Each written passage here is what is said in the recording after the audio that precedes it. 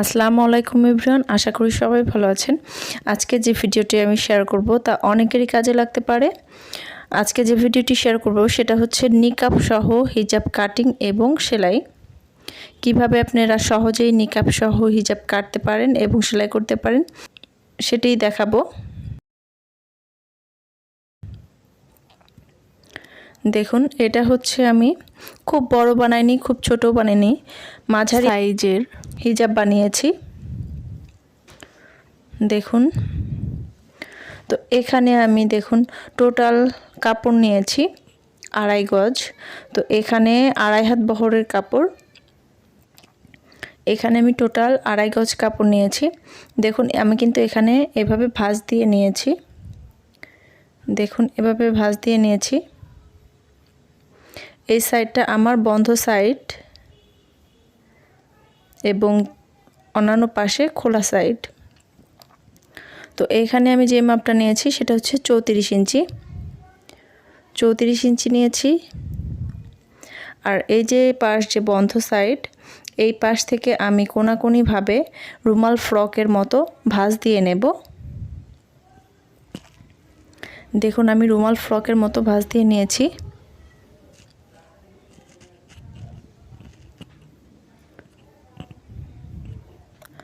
এটা হচ্ছে বন্ধ সাইড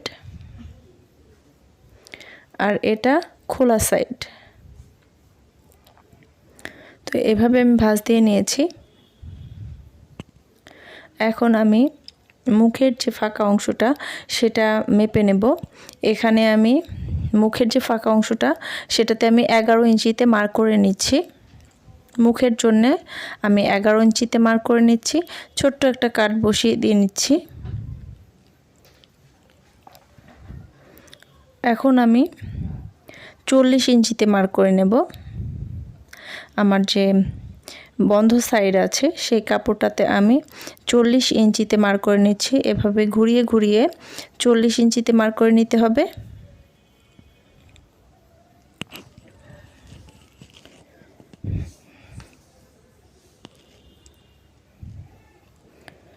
চল্লিশ ইঞ্চিতে এভাবে মার্ক করে নিচ্ছি।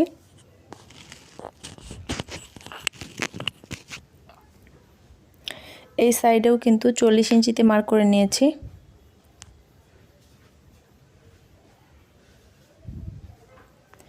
আমি এখন উপরের যে বন্ধ সাইডটা আছে, যে বন্ধ সাইডের কাপড়টা আছে সেটা কেটে নিচ্ছি।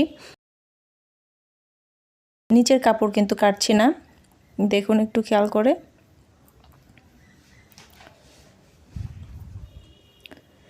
দেখুন, আমি উপরের যে পার্টটা ছিল সেই কাপড়টা কেটে নিচ্ছি। আর যে খোলা সাইড সেটা কিন্তু কাটিনি। তো এখন আমি 34 ইঞ্চিতে মার্ক করে নিচ্ছি।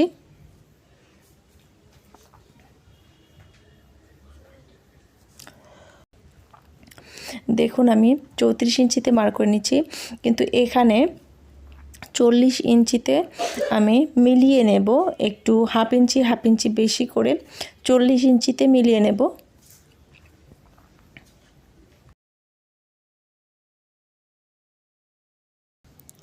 দেখুন, আমি কিন্তু 40 ইঞ্চিতে মিলিয়ে নিয়েছি, মার্ক করে নিয়েছি। এখন আমি মার্ক অনুসারে কাপড়টি কেটে নিচ্ছি। আমার সামনের সাইডটা ছোট থাকবে এবং পেছনের সাইডটা বড় থাকবে। তো বাকি যে কাপড়টা রয়েছে এটাকে আমি ভাঁজ দিয়ে নিচ্ছি। এখানে আমার 17 ইঞ্চি রয়েছে এবং এখানে 23 ইঞ্চি রয়েছে।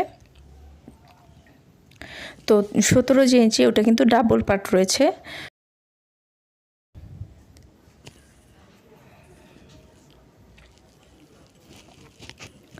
তো কাপড়টি আমি কেটে নিচ্ছি।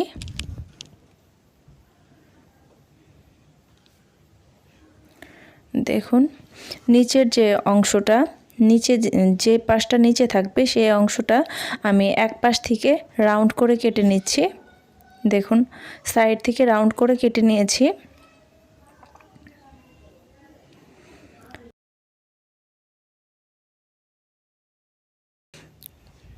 হিজাবের ক্যাপের জন্যে দেখুন একটা ভাঁজ দিয়েছি, এখন আরেকটা ভাঁজ দিয়ে নিচ্ছি।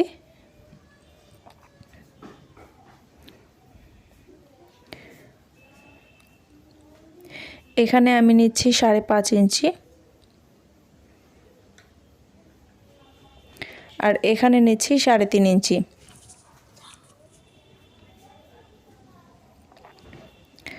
এখন আমি রাউন্ড করে নিলাম। রাউন্ড করে কাপড়টি কেটে নেব।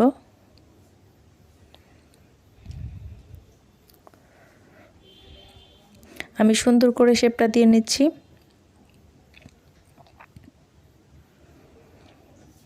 আর যে বেল্টটা থাকবে, নিকাবের যে বেল্টটা থাকবে, সেটা আমি 22 ইঞ্চি লম্বা নিয়েছি এবং 3 ইঞ্চি চওড়া নিয়েছি।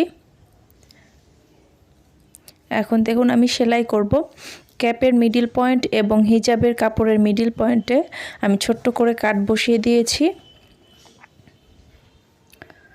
এখন মিডল পয়েন্টে রেখে একটার উপর একটা কাপড় রেখে আমি এখন সেলাই করে নেব।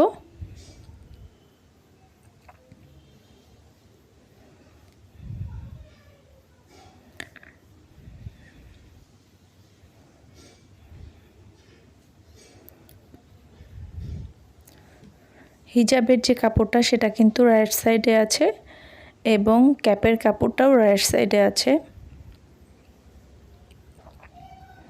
তো এখন এভাবে আমি মিডল পয়েন্ট থেকে সেলাইটা আরম্ভ করেছি।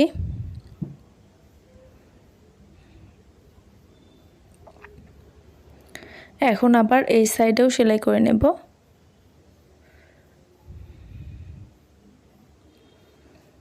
একটু সাবধানে সেলাই করতে হবে।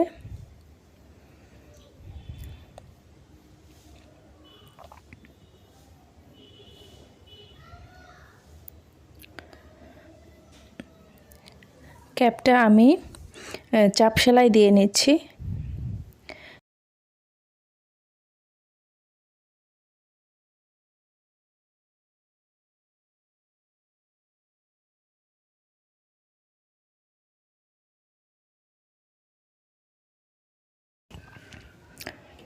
চাপ সেলাই দেওয়া হয়ে গেছে। এখন আমি যে হিজাবের কাপড়টা যে ফাড়া ছিল সামনের পার্টে, সেটা সেলাই করে নিচ্ছি।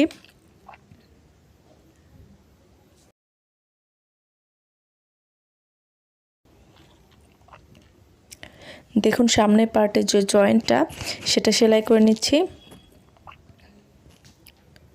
সামনের পার্টের যে ফাড়াটা সেটা সেলাই করে নিচ্ছি। এখন নিচে এভাবে ভাঁজ দিয়ে সেলাই করে নিতে হবে।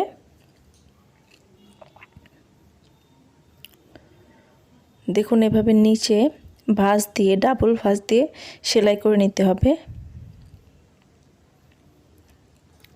এখানে কিন্তু হিজাবের সামনের পার্টটা ছোট রয়েছে এবং পেছন পার্টটা বড় রয়েছে। এর কারণ হচ্ছে আমরা যদি দুই পার্টই একই সমান রাখি তাহলে হিজাবটা যখন পরব তখন কিন্তু সামনের পার্টটা ঠিক থাকে। দুইটা পার্টই যদি সমান রাখি তাহলে সামনের পার্টটা ঠিকই থাকে, কিন্তু পেছনের পার্টটা উঁচু হয়ে যায়। এই জন্যে আমি সামনের পার্ট থেকে পেছনের পার্টের কাপড়টা একটু বড় রাখি।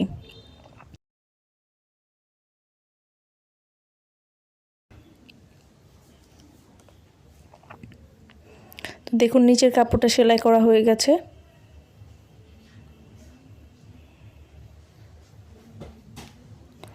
এখন মুখের যে কাপড়টা, মুখে যে ফাড়া রেখেছিলাম সেই কাপড়টা আমি চাপ সেলাই দিয়ে নিচ্ছি। আপনারা চাইলে কিন্তু এখানে একটু রাবারও লাগিয়ে নিতে পারেন, ইলাস্টিক লাগিয়ে নিতে পারেন। তো আমি এখানে ইলাস্টিক লাগাইনি। দেখুন এখানে আমি চাপ সেলাই দিয়ে নিলাম।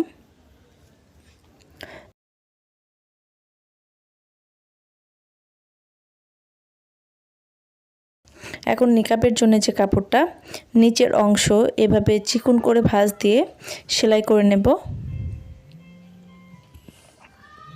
নিকাবের নিচের যে অংশটা সেটা চিকন ভাঁজ দিয়ে আমি সেলাই করে নিচ্ছি।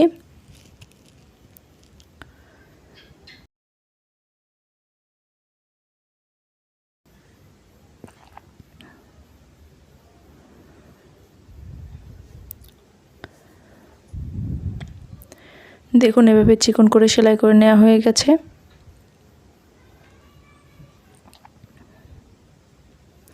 এখন উপরের কাপড়টা এভাবে আমি চওড়া করে সেলাই করে দেব।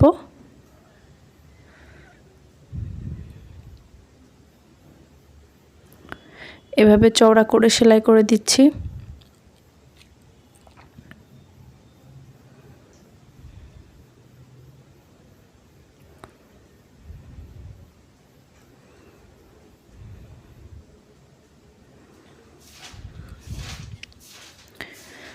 দেখুন চওড়া করে সেলাই হয়ে গেছে। এখন আমি যে বেল্টের কাপড়টা নিয়েছিলাম সেটা ভাঁজ দিয়ে সেলাই করে নিচ্ছি। এটা কিন্তু রং সাইডে রয়েছে, উল্টো পাশে আমি সেলাই করে নিচ্ছি। উল্টো পাশে আমি সেলাই করে নিচ্ছি।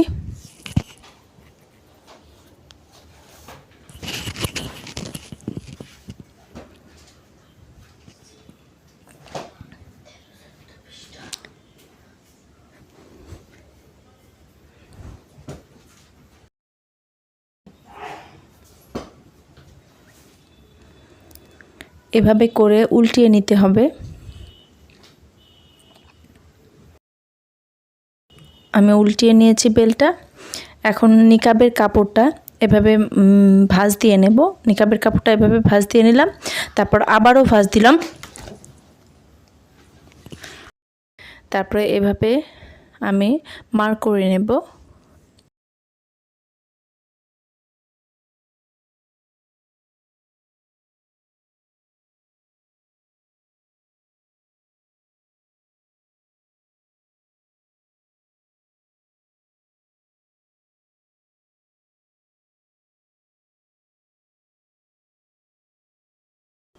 বেলটা সেলাই করে নিচ্ছি।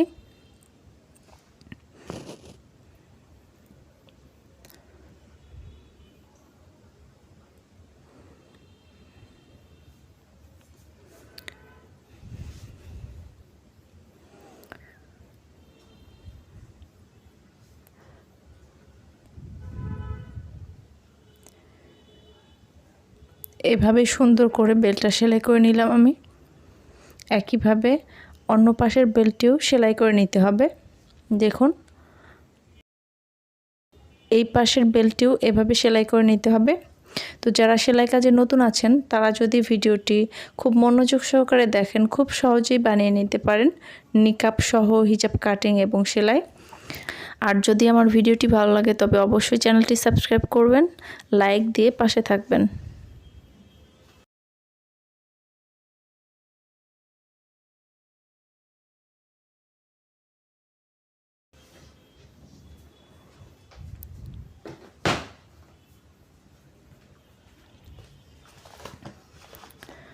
দেখুন দুইটা বেল্টই আমি সেলাই করে নিলাম।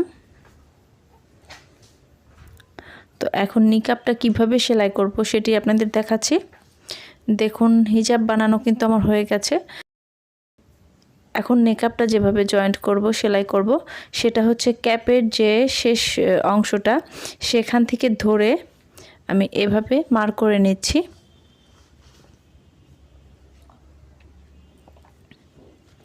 ক্যাপের শেষ অংশ থেকে এভাবে ধরে মার্ক করে নিচ্ছি।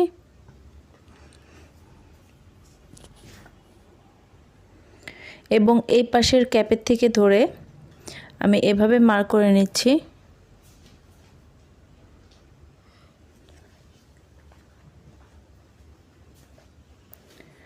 দেখুন এভাবে মার্ক করে নিতে হবে। দেখুন এভাবে মার্ক করে নিতে হবে।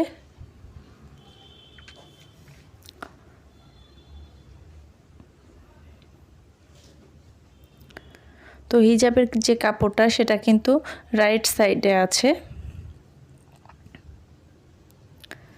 দেখুন হিজাবের কাপড়টা কিন্তু রাইট সাইডে রয়েছে।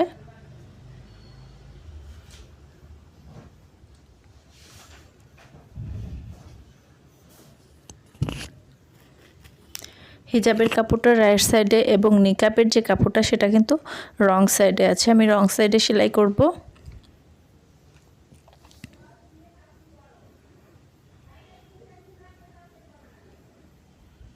তো দেখুন এভাবে সেলাই করে নিতে হবে।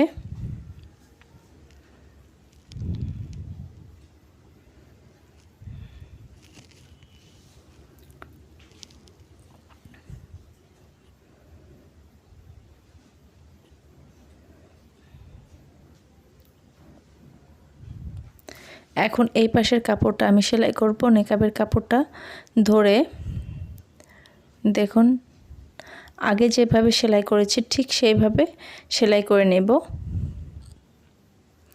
এভাবে খুব সহজেই আপনারা নেকাব সহ হিজাব তৈরি করতে পারেন, বানিয়ে নিতে পারেন খুব সহজেই।